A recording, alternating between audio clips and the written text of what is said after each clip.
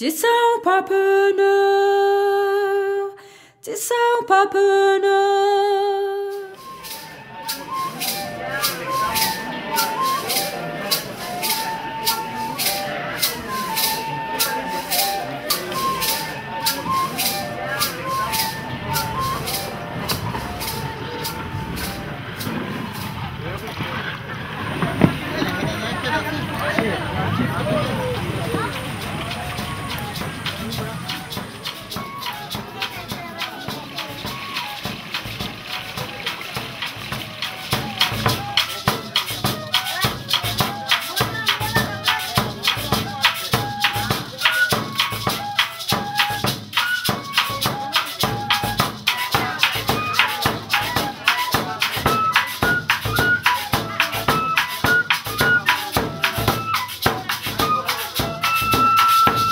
Ellos están sufriendo en este momento las consecuencias de la represa Urra 1, que causa una inundación en parte de su territorio ancestral y que les está afectando su modo de vida cotidiano, su modo de vida tradicional, su cosmovisión, en parte por los cambios ecológicos que ha sufrido la zona, su territorio y el río Sinú en particular. Están sufriendo consecuencias como la división interna de su pueblo a raíz de las intervenciones de la empresa Urra y de la manera como intentó y logró dividir al pueblo. Esa división es particularmente preocupante en una zona de alta conflictividad donde cualquier conflicto se puede transferir fácilmente al ámbito armado y causar muertes, ¿no? Y yo diría que en este momento están muy temerosos de que se termine desarrollando el proyecto Urra 2, que es otra represa más arriba en el río que sí aniquilaría totalmente el pueblo porque inundaría su territorio que está ocupando actualmente.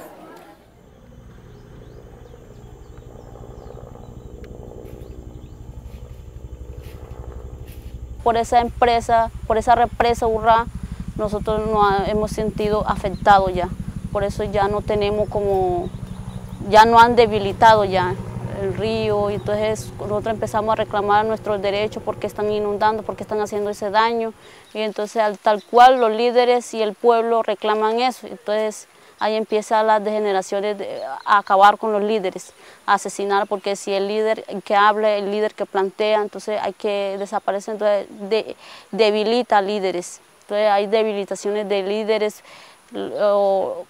Ellos lo que buscan es también, a través de Urra también nosotros tuvimos una división. Entonces empezaron a dividirnos, a usarlo, de que ustedes son de los paramilitares, que ustedes son de la guerrilla. Entonces hubo un gran impacto en la parte del conflicto armado. Entonces ahí donde asesinaron, hubo desapariciones.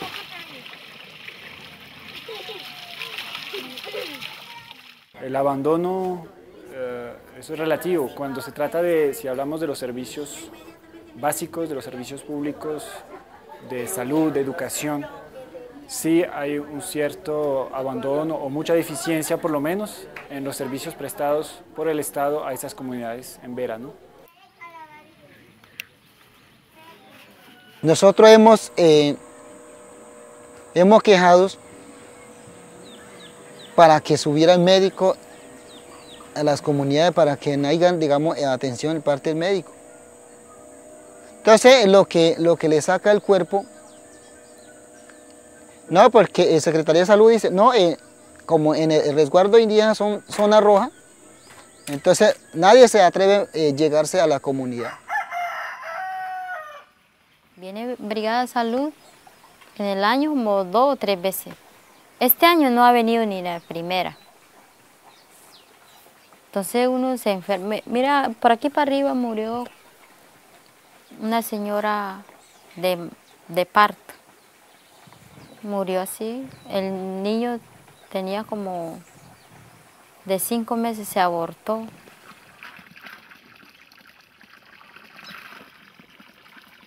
En medio de tanta situación dramática hay un factor positivo de la adversidad, tanto de un proyecto como Urra 1, como del mismo conflicto armado, y es que se ha fortalecido la organización en particular los cabildos mayores del río Sinú y Río Verde.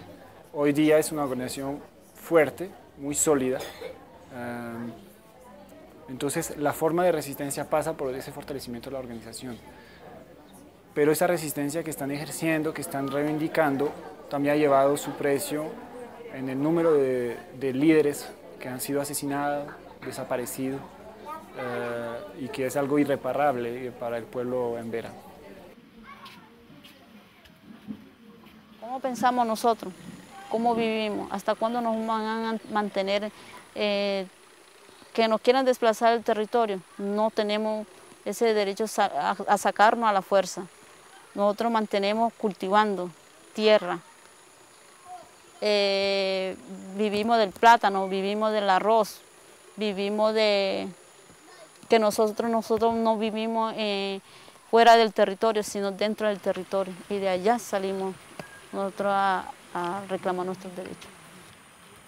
Venimos nosotros resistiendo en territorios nuestras, porque en la resistencia no significa que coger temor, sino hay que resistir aunque amenaza, aunque haya desplazado, aunque viene mucha gente de actores armados, pero con eso no significa que uno asustar y se van.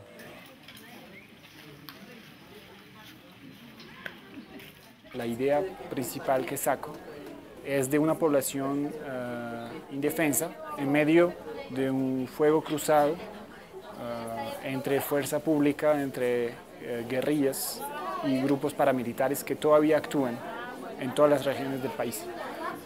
La idea también que me llevo es de un estado de cierta hipocresía, porque el Estado solo atiende la necesidad de los pueblos indígenas cuando ellos se manifiestan con acciones de hecho, con marchas, con tomas pacíficas, este tipo de ocupaciones de lugares públicos. Y sin embargo, cuando hacen este tipo de acciones, entonces los tildan de terroristas, los tildan de guerrilleros, ¿sí? Sin embargo, la experiencia no solamente de los embera-catillos, sino de la mayoría de los pueblos, es que los pocos logros a nivel de atención del Estado han sido gracias a este tipo de acciones. La misión constató que los pueblos indígenas están sufriendo los efectos de las graves infracciones al derecho internacional humanitario cometidas por los actores armados en el contexto del conflicto armado interno.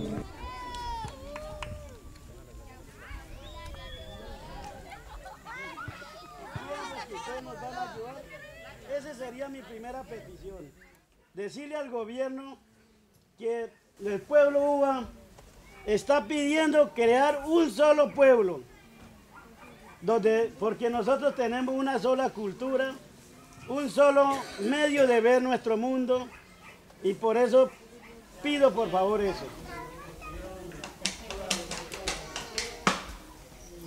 La situación humanitaria es muy seria. Nosotros visitamos a varias comunidades, todas están en una situación de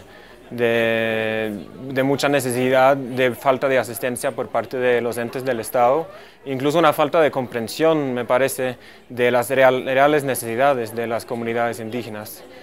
Pues se trata del tema de educación, del tema de falta de libertad de movilidad por las consecuencias del conflicto armado, y también por temas de salud, etc.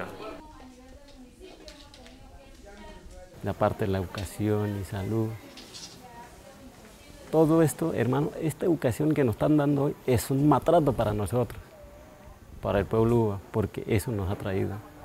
Eso nos ha llegado una civilización tan grande en las épocas, cuando llega la educación de la iglesia, cuando llegan a traer, escribir y a leer, nos han civilizado demasiadamente.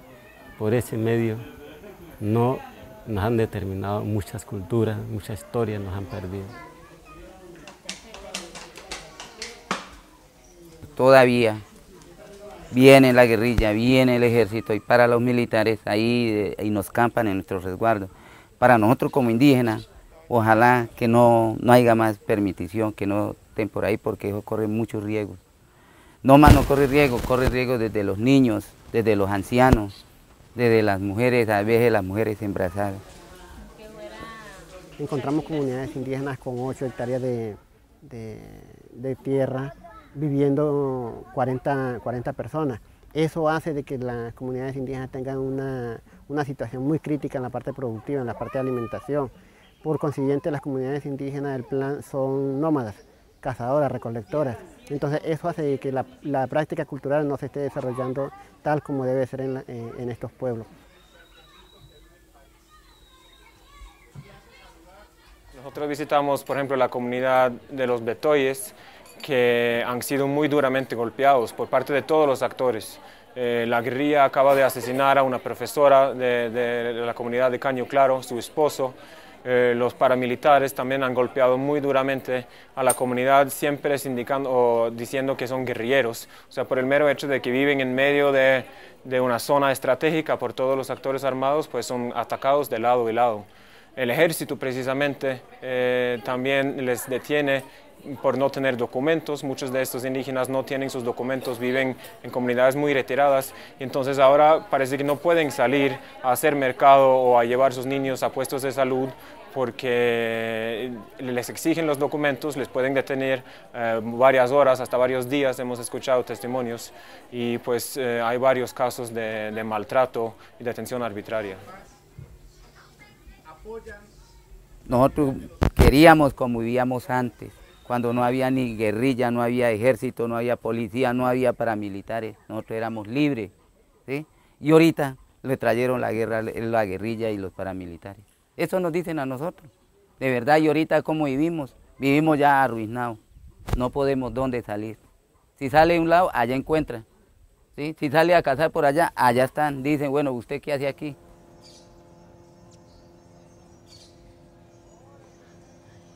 Y al llegar de la petrolera, llegan a invadir nuestro territorio. Llegan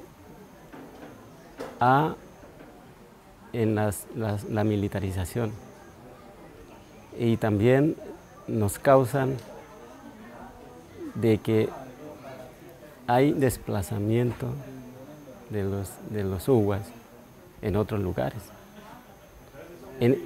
Eso hemos conocido la experiencia que han hecho en otras regiones, en otros departamentos que han habido en la explotación de petroleras. Eso es nuestras causas. Otras es que llegan en qué, mano, violencia. Y con esa fumigación se perjudica todo. Miren, en la fumigación hubo enfermedades, hubieron muertos chinos en esos días. Cuando estuvo la fumigación hubo helicópteros, toda esa vaina. Bombardeo, hijo, tuvo bombardeo todo esto, cuando en esos días. Y ahorita lo mismo sigue. Y nosotros como indios, ¿a dónde queremos? La población indígena son apenas 4.000 personas que están muy dispersas por el territorio, entonces les ha sido difícil formar pues un frente unido, digamos, para realmente presentar las preocupaciones de las comunidades. Sin embargo, nosotros vimos las organizaciones locales en Arauca que ya están en un proceso de mucho fortalecimiento en estos últimos años, con el apoyo de UNIC y de otras organizaciones nacionales e internacionales. Yo creo que esta experiencia les va a servir para realmente fortalecer su resistencia. Y pues específicamente en el caso de los UBA, ellos ya llevan años haciendo cabildeo, trabajo político tanto en Estados Unidos como en Europa, y pueden también apoyar este proceso de las otras etnias que existen en el departamento.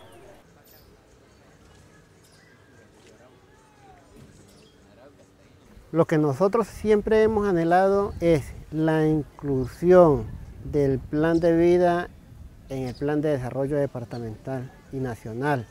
La verdad es que nosotros siempre hemos anhelado contar con nuestro propio territorio indígena amplio, donde podamos ejercer nuestra autonomía, aplicar nuestra cultura, enseñar nuestra educación, practicar toda nuestra cultura.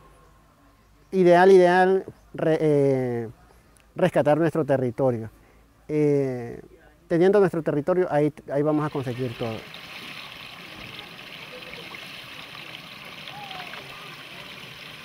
Pues yo creo que lo importante es que tanto las diferentes comunidades indígenas pues han podido dar sus testimonios a organizaciones. Esperemos que esto no quede solo en la visita por escrito, pero que se pueda hacer un trabajo político tanto en Europa como en Estados Unidos como en Colombia, para mostrar la falta de atención real desde autoridades locales, nacionales también, con las comunidades indígenas. Vimos en la reunión en Arauca que hicimos con las autoridades que había una falta de respeto por parte de las diferentes autoridades que no acudieron a la reunión. Sus respuestas fueron muy de encima de la materia. A mí me dio la impresión personal de que realmente no les importaba tanto. Incluso se llegó a dar el comentario bien racista de que los problemas de los pueblos indígenas se deben a que tienen el problema cultural del alcoholismo, lo cual es una falta de respeto total que me parece muy, muy grave. La misión constató que en los territorios indígenas se están implementando megaproyectos sin que se respete el procedimiento de consulta previa y los criterios para ello establecidos por los convenios internacionales de la OIT, de las Naciones Unidas y de los propios mecanismos internos de concertación establecidos entre el Estado colombiano y las autoridades indígenas.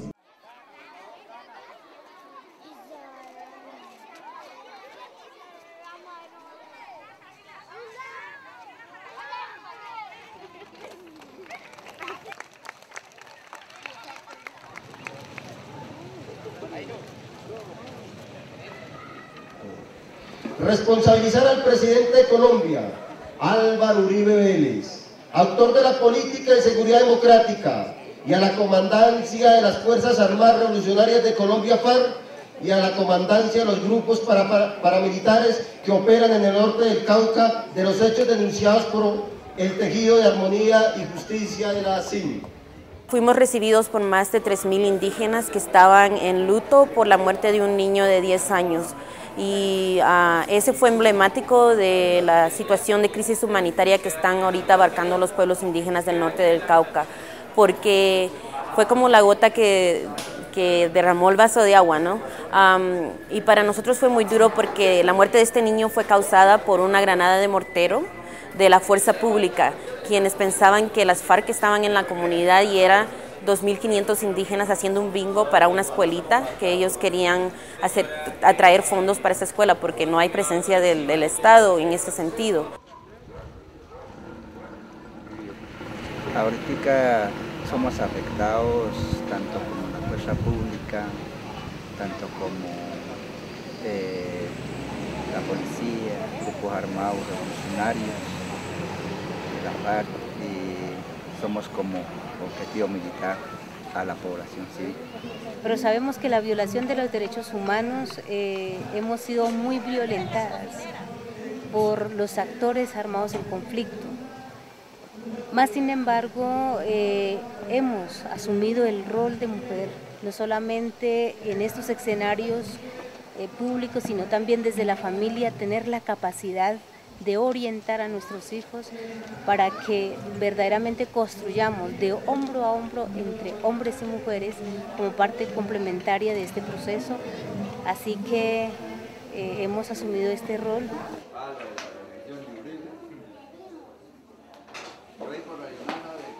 Se ha aumentado la necesidad a las comunidades.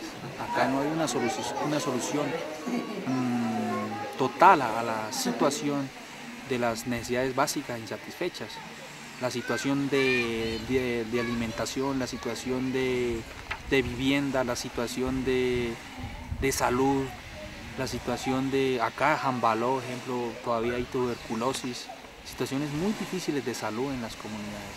Están los cupos, pero a veces los cupos del régimen subsidiado, pero no es suficiente. Así que el Estado, yo pienso que en estos momentos hace presencia con la presencia militar, más que con una presencia social. La ausencia social del Estado acá ha sido mínima, por eso las comunidades han tenido que organizarse. Acá hay la organización de los cabildos para responder a las comunidades, a las necesidades que el Estado debe responder, o sea que hay una total ignorancia, un total olvido del Estado frente a la solución de las necesidades básicas insatisfechas.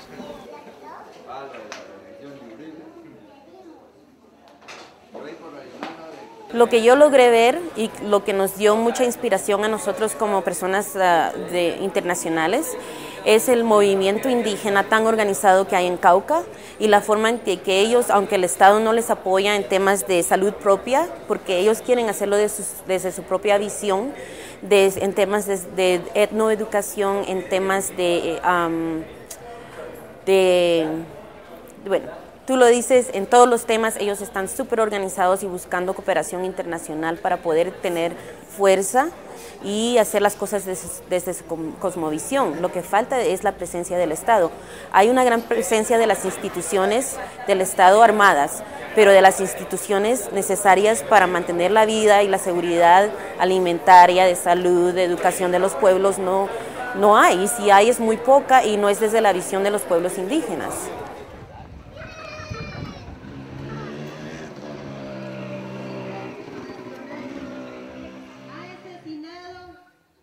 Nosotros creemos, y más que todo, y lo digo en plata blanca, nosotros hemos sentido más la violación de derechos humanos por parte del Estado, en manos de su fuerza militar y en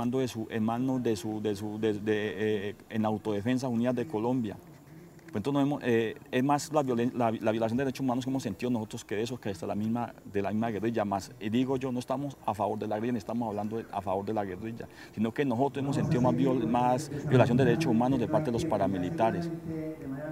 Y nos queda una tela de manto frente a la masacre del 2001, que no sabemos realmente, no tenemos la verdad ni la justicia frente a esos hechos que se ocurrieron, que cobraron la vida de más de 100 campesinos indígenas. Mi impresión es que desde el punto de vista de las comunidades indígenas, la guerra que hay en Colombia no es su guerra. Son víctimas de una guerra de otras personas y su demanda es que se vayan todos los grupos armados, todos, incluso las fuerzas públicas. Por ejemplo, ayer en Jambaló hubo una demanda muy clara que después de 3 días se vayan las fuerzas públicas de los espacios públicos de la comunidad.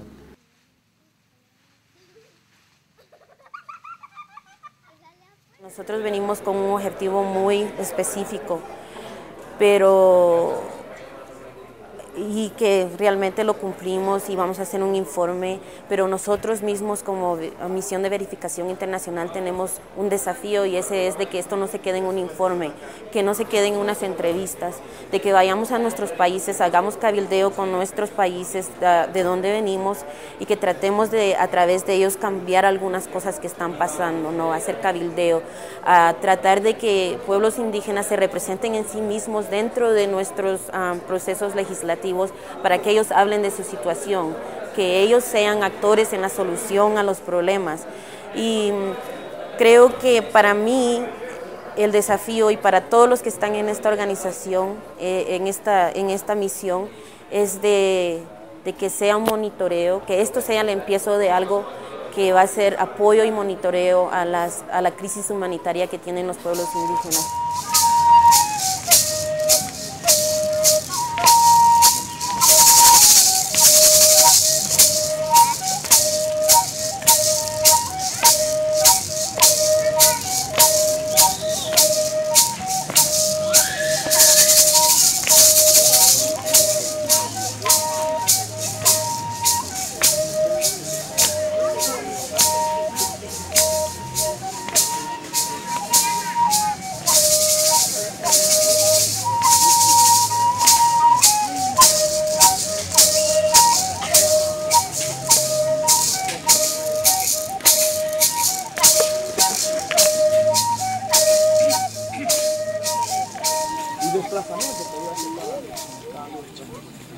Es algo para nosotros que la sierra en este momento, todos los niños, los ancianos, todo el pueblo alrededor, estamos o queremos defender, porque es la única que está como la madre tierra. Pero si nosotros no defendemos, a los hermanitos menores también se afectarán. El objetivo de estar con ellos hoy es escuchar de viva voz cuál ha sido el impacto de toda esta problemática que hoy afronta el pueblo indígena Cancuamo, el más afectado en los últimos años por la violencia, en la cual estamos hablando de una situación de desplazamiento masivo del pueblo Cancuamo hacia distintas partes del país, asesinatos selectivos de sus dirigentes, pero también la implementación de políticas que de alguna manera afectan su integralidad como pueblo y también su territorialidad. Nosotros vemos con preocupación cómo se hacen unas cosas amañadas. Por ejemplo, en el caso de la represa de Ranchería, se dice que el gobierno ya consultó, pero ¿qué hizo? Recogió una firma y la fotocopió y la pegó ahí, y no está reconociendo el papel de los 4 cabildos gobernadores para eso. Lo mismo acaba de pasar con el puerto de Liguya. Con los Besotes no se ha iniciado la consulta, pero han intentado dividirlo.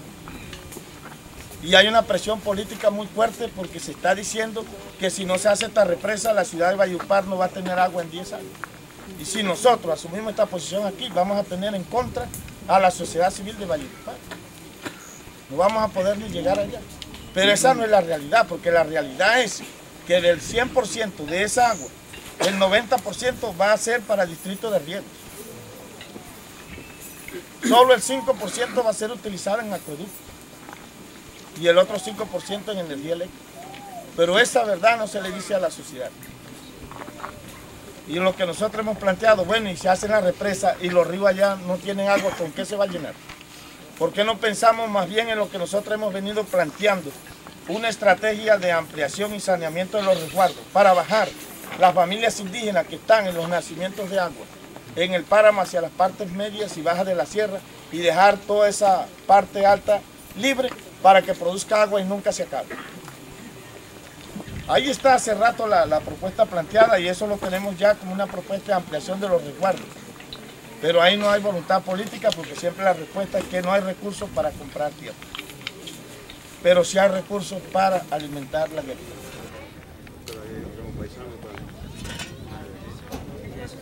El gran megaproyecto ahí es la represa que se está planeando para la comunidad de los Besotes, ¿no?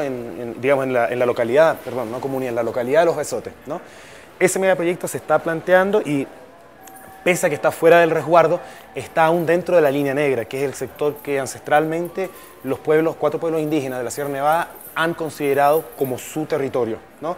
Hay un acuerdo entre el gobierno y las comunidades indígenas de que no se puede hacer nada dentro de la línea negra sin consultar a las comunidades. Este proyecto no se está consultando, y más preocupante, cuando nosotros conversamos con las autoridades de Valledupar, nos dicen que hay que tener ojo, porque ese no es un territorio indígena, sino un territorio de influencia indígena.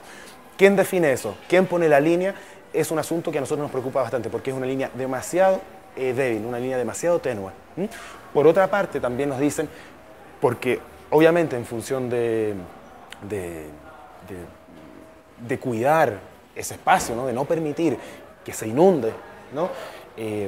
Los indígenas del Huaco han empezado a poblar ese sector, ¿no? Que les pertenece ancestralmente, no es una cosa nueva que estén haciendo, sino que están simplemente ejerciendo su derecho a que se les consulte de una vez lo que está ocurriendo dentro de esta línea negra.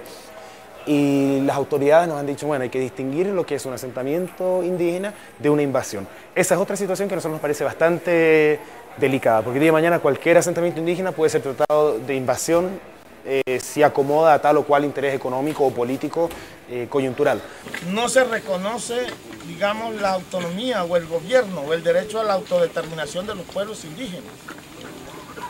Siempre hay, casi todas las intervenciones de las instituciones lo hacen sin la debida concertación. O por lo menos si el cabildo gobernador está poniendo mucho pero, bueno, como los mamos son autoridades, me voy donde un mamo. O me voy donde un líder. No se reconoce la autoridad legítimamente constituida. Y en eso también hemos tenido muchas dificultades. O a veces llegan, se aprovechan de pronto del hambre que ha sufrido nuestra gente por el confinamiento que hemos sufrido, por el efecto del conflicto armado, y le traen unos mercados, y la gente lógicamente tiene hambre y lo recibe. Entonces le dice, ¿quién le trae mercado? Soy yo, el gobernador, el secretario. Cabildo gobernador, ¿qué le trae? Nada. Nos ponen en contra a la gente. son estrategias para dividirnos y debilitarnos en ese posicionamiento. El conflicto armado es algo que nos afecta dentro del territorio porque para nosotros es algo,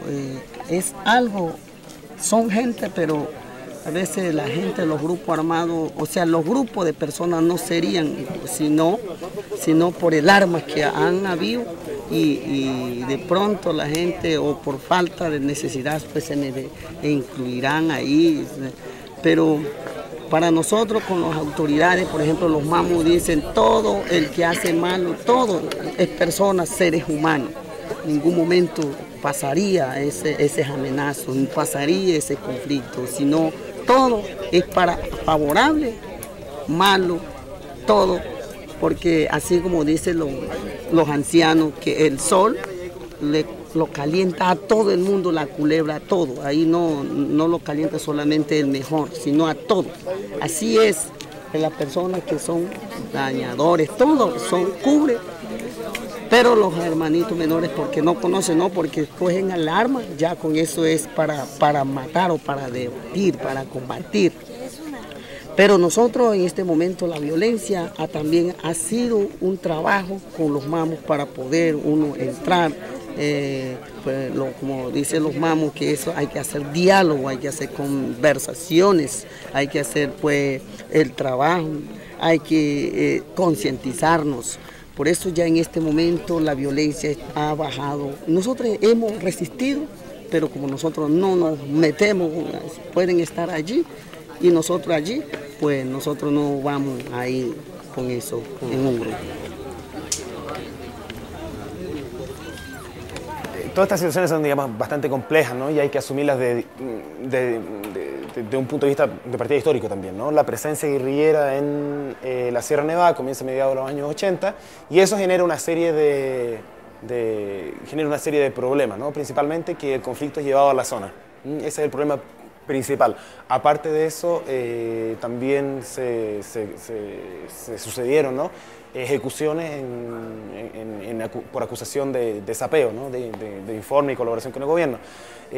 Eso constituye aproximadamente el 20% de las violaciones de derechos humanos en el pueblo cancuamo. Eso durante un periodo bastante prolongado de tiempo. El conflicto recrudece con la llegada de los paramilitares y el grueso de las violaciones de derechos humanos ocurre por parte de los actores paramilitares y desde el año 98 principalmente en adelante hasta el 2004 de manera más o menos clara, aunque una situación que persiste. Y los paramilitares llegan, digamos, con una brutalidad bastante grande. Recordemos que Valledupar, toda la zona del Cesar, es un bastión del paramilitarismo fuerte, ¿no? Que se respira. Tú caminas por las calles de Valledupar y respira la presencia de paramilitares, una cosa evidente, ¿no? Y la presencia del actor paramilitar, digamos, va en función de dos factores, ¿no? Uno que es el factor de desplazamiento de los pueblos y mucho de eso pareciera estar ligado al tema de los megaproyectos, ¿no? Lo más preocupante de la presencia paramilitar es que están actuando de la mano con el ejército. Nuestra sierra siente, también tiene emociones, piensa que sus hijos son los humanos. La sierra también tiene su espíritu, quiere que se le dé lo que ella necesita. La sierra necesita cuidado, no solamente nos dejaron este espacio aquí superficial, sino también la profundidad del suelo. La sierra también termina en punta hacia abajo. Lo que nos dice nuestro mamo es que también tiene unas 9 dimensiones hacia abajo. Y también pensamos que hay 9 dimensiones hacia la parte arriba. Ese es nuestro espacio ancestral. Nosotros estamos unidos, todo el pueblo, tanto Cogi, Huigua, Cancuamo y Arhuaco, estamos acá para defender la sierra, para defender el resguardo del territorio, porque para nosotros es un sagrado a todo el territorio.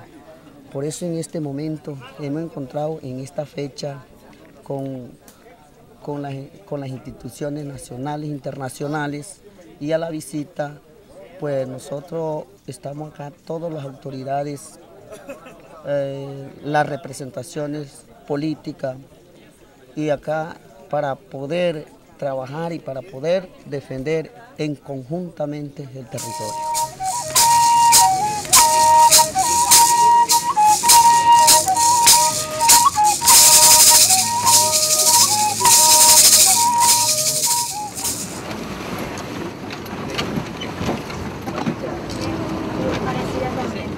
salud, dinero y amor.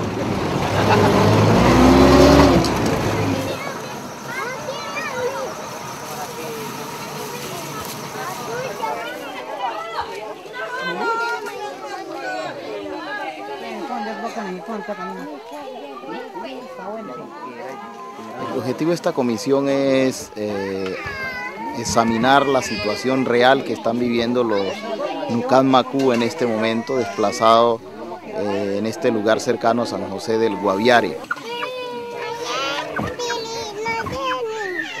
¿Cuántas personas aproximadamente tienes acá? Como 160 personas aproximadamente.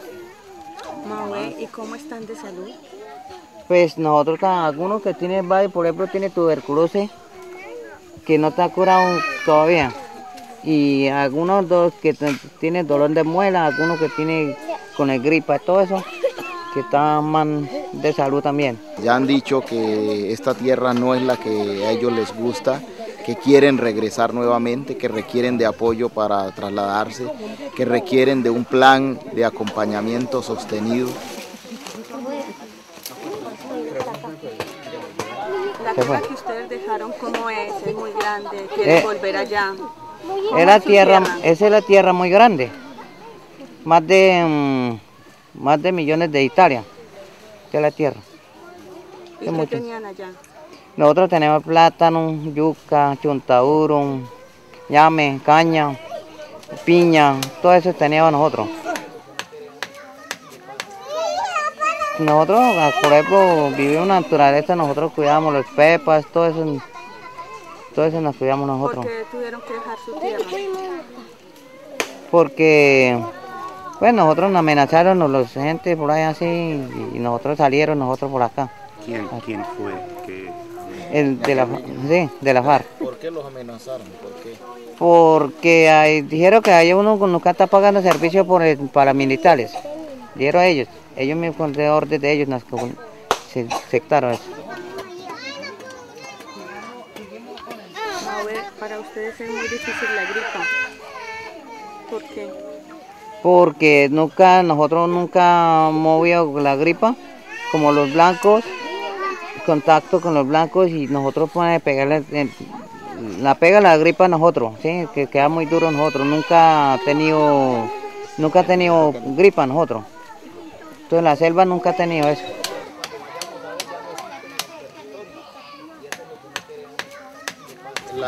Las fumigaciones, acá también en su territorio han fumigado con helicópteros. Sí, claro. Sí, por aquí está fumigando, por eso nosotros el agua está contaminado, todo eso, el veneno contamina todo, entonces estamos tomando eso, vaina, entonces puede afectar los pulmones todo. Considero que la situación de los Nucá merece una atención urgente, sobre todo orientada a garantizar su retorno de manera adecuada, de tal manera que ellos puedan estar en su territorio. También pensamos que los grupos armados deben de abandonar totalmente los territorios. El gobierno nacional debe evitar cualquier medida cercana al territorio que afecte desde el punto de vista ambiental y de salud a los pueblos indígenas, como es el caso de las fumigaciones, que se debe diseñar una propuesta y un plan de acompañamiento durante mucho tiempo a los Nucán Macú que han vivido esta situación.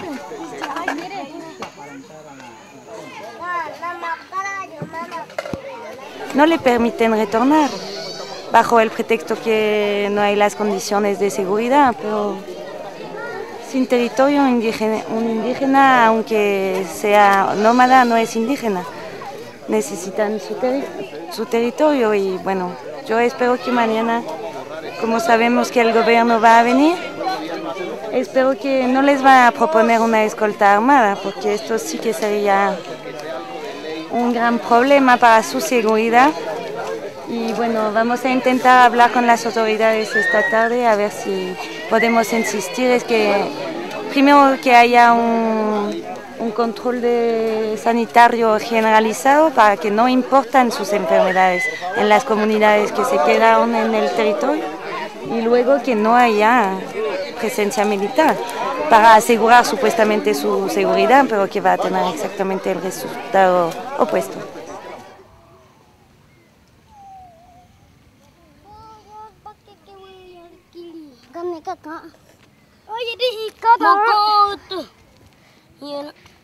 Milo.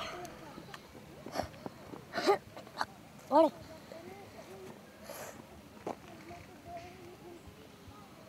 Itala.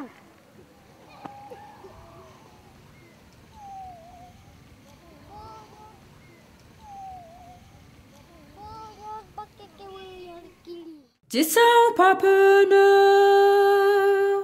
jisau papana, jisau papana, jisau turu, jisau papana vida mera.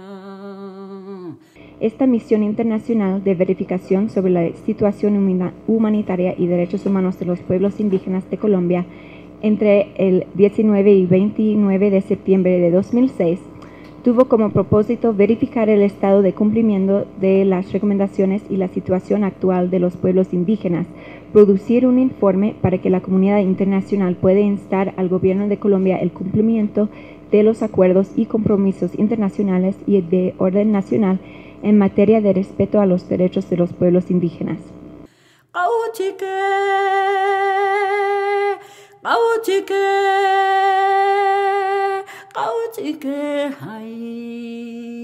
La misión concluye que las recomendaciones presentadas por el relator especial de la ONU para los derechos humanos y las libertades fundamentales de los pueblos indígenas no han sido atendidas de manera oportuna y eficaz por las autoridades gubernamentales y estatales.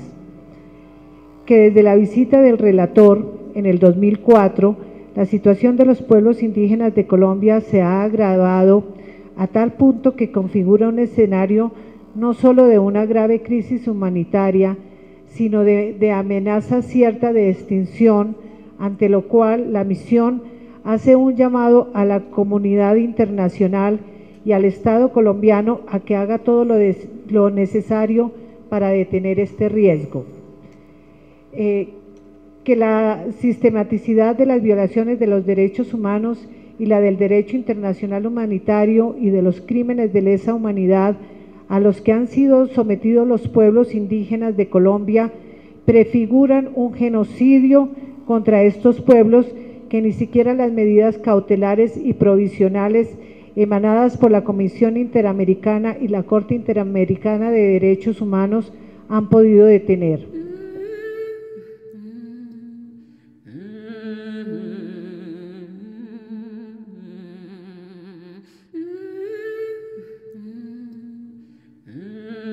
Mujer barí, tanto influencia que ha traído lo de occidental nos ha perjudicado a nuestros jóvenes, ya poco lo que tenemos la pérdida de identidad como barí. Por eso nos duele como mujer que las diferentes organizaciones nos escuchen y como han dicho los demás, que se cumpla, que nos ayude, que nos dé la mano para así que nos podemos defender nuestro territorio como barí indígena.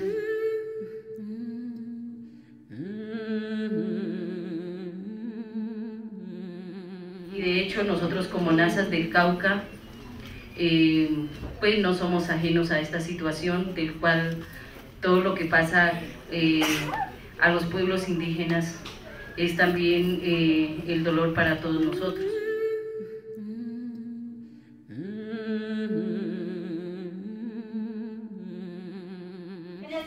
También, por ejemplo, como en el municipio del Doyo Valle, que está habitado, por ejemplo, la etnia en Verachamí, también está sucediendo lo mismo. Han entrado unos grupos armados allá, han violado a las compañeras.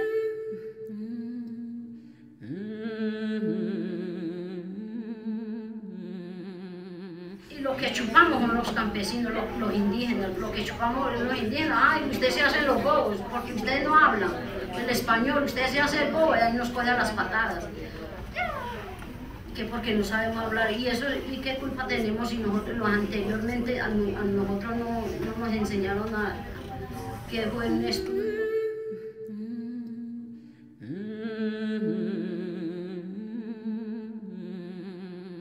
De verdad uno gran preocupación en nuestra zona, que todavía cada día se sigue incrementando y se vayan aumentando los muertos por parte de la fuerza pública. Por ejemplo, llevamos 14 casos que nos lo sacan de nuestras narices y nos dicen rotundamente: es esto, uno no haya que hacer.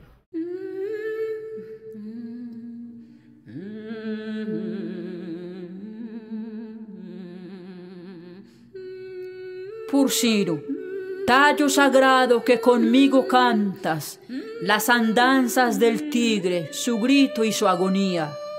Pursiro, que alimentas el espíritu del pueblo en Bená. Tus notas tocan historias de resistencia, de sus alegrías, de sus nostalgias, de toda una historia. Pursiro, tus notas me arrojan a la constelación para cantar desde allí a la tierra, al Ocamá, al Parumuera, al Quemené y al Utú.